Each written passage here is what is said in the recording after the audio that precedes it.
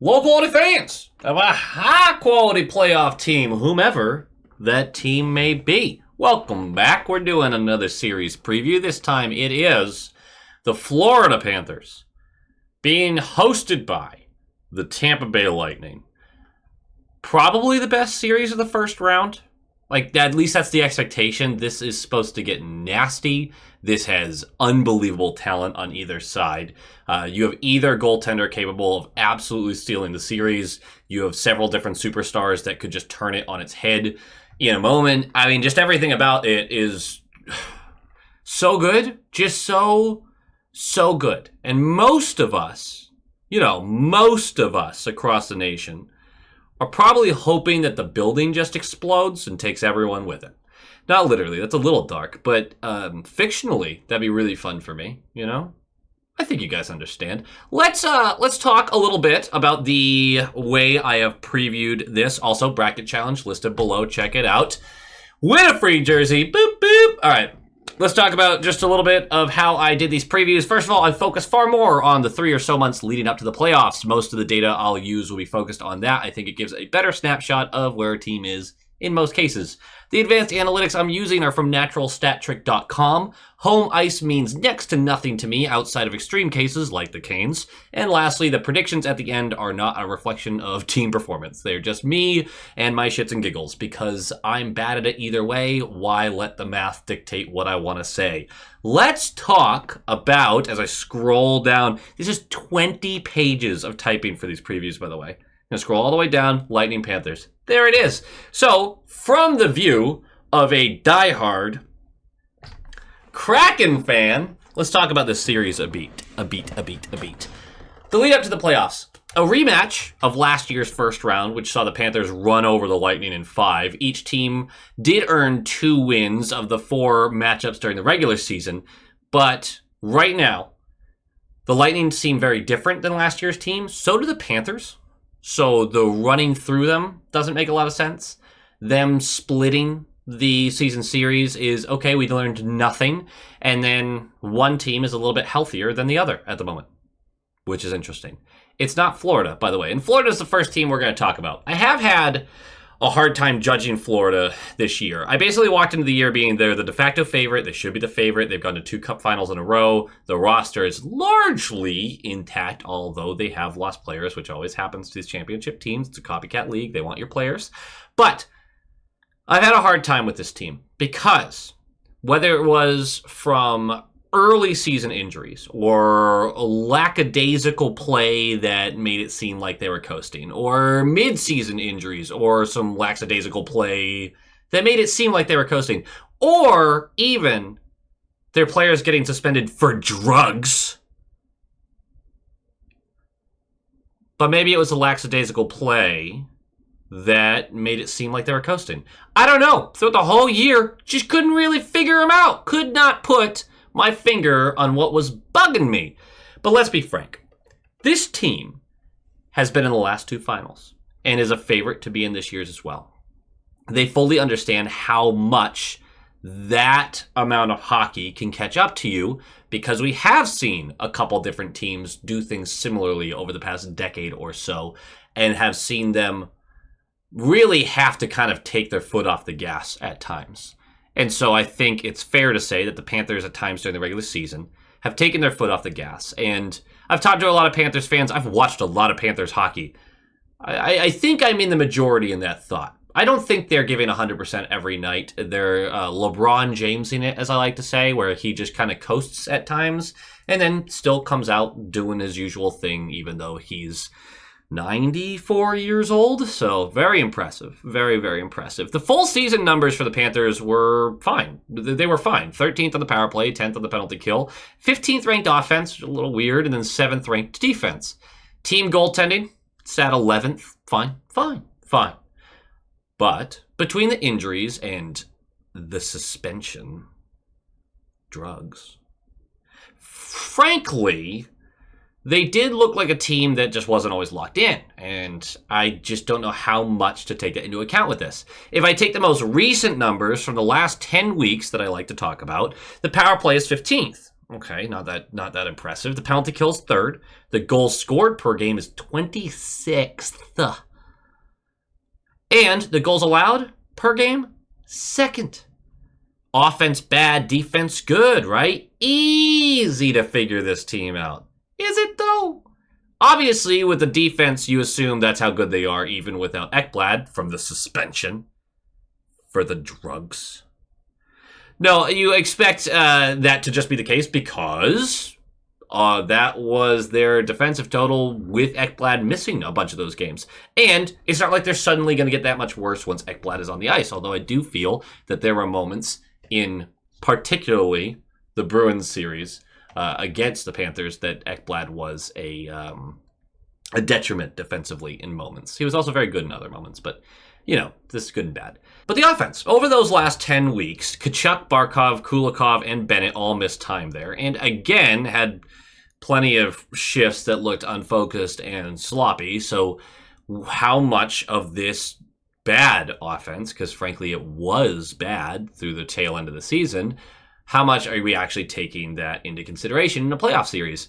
Tkachuk should be ready for game one. Sam Bennett, Brad Marchand, Kulikov will all be in the lineup as well. They've already recovered to enough to play, by the way. They're healthy at the right time, although how healthy is always a conversation. I'm not going to get too much into that because I feel like I mentioned it in every one of these series previews. No, and then Ekblad will be back for game 3. That's when his suspension for the drugs ends. Now, I think the only real concern you can have with the Panthers, despite the slumbering offense, is still the slumbering offense. That's what's crazy here. Their top 6 is easily one of the best units in the league, but they rank 28th at 5-on-5 in goals scored per game since February 1st. That's not going to get it done. Injuries aside, that's pretty astounding. The good news, they rank 4th in the league.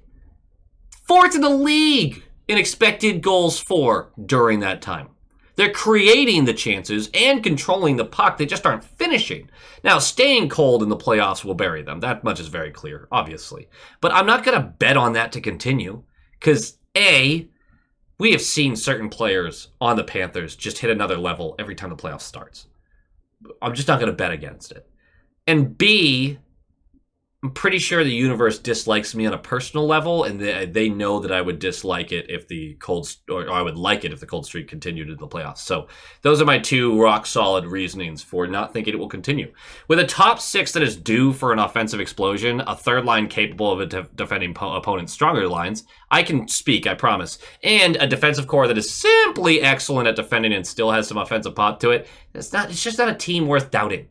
Yes, the last 10 weeks offensively have been bad. I doubt you're willing to put money down that it's going to continue at that level. I really doubt it, unless you're very wealthy.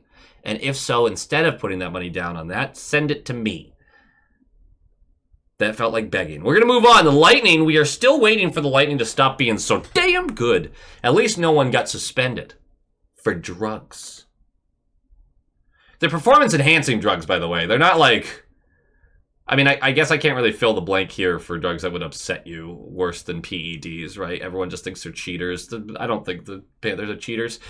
We will be waiting for a bit longer for the Lightning to stop being good. The Lightning started the year kind of casually, which is funny to say about a team that had the best offense in the league through the first 3 months and would also finish the year with the best offense in the league.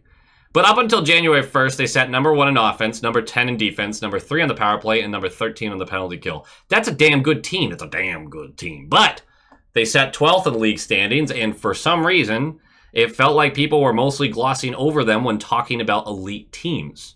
They still would be on the fringe of that conversation, and 12th in the league isn't that impressive. But all of their numbers kind of made you sit there and go, this team should probably be a top 5 team and should be considered one. And now, going into the playoffs, it does sound like most people are on that side of this team is one of 4 or 5 teams that is best suited to win the Cup this year. That's what I'm hearing, at least. There's not a lot of teams I would put above them. Not even close. Maybe that's just my perspective. Who knows? They would fly through the rest of the season and finish the year ranking top 5 in nearly every statistic. They stayed mostly healthy through the season, with players missing a game here or there, but nothing long-term aside from Mosier's long recovery mid-season that kept him out a few dozen games. They finished the season the same way, ranking top 10 in every category aside from the power play, which had a blip that put them down at 12th through those last 10 weeks. So season as a whole, top 5 in everything, but even going into the playoffs where you see smaller sample sizes, more fluctuation, they were still top 10 in virtually everything, except for their power play, which I'm sure is still going to be brilliant in the postseason because that's kind of their thing. They're so good at it. If you're looking for some red flags because you hate the Lightning, I kind of have something. Kind of. Their goals for percentage at 5-on-5 through the last 10 weeks is 3rd in the league. But their expected goals for percentage is close to 50%, which would put them around the middle, like 15th, 16th of the league rankings. The Lightning have obvious reasons why they're outperforming their expected goals totals. Kucherov, Point, Gensel, Hedman, Vasilevsky. Those players will always tilt the scales when it comes to expected goals for or against. That being said, the Panthers have players capable of that too, and their underlying numbers are better. Even if the actual on-ice results aren't, offensively, if this is a series about regressing to the mean, advantage Panthers is what I'm trying to say here. The important factors to this series in my book, there's really just 2 of them, like really important stuff. Whose stars shine brighter? You know, doing all these previews, sometimes you say things that you're just like, duh, right? This is an important part of it, and all the articles that we read and all the hockey stuff we digest. And obviously, I know that Kucherov has to be good and Tkachuk has to be good. No, you're right. You get it. But the reason I say it is it's so intensely tough to predict this series because it's likely just going to have to come down to who pops off more. I know it's a Neanderthal take. Again, I can speak. But both teams have strong defensive third lines and a fourth line that's going to need to be sheltered. No one's really gaining an advantage there.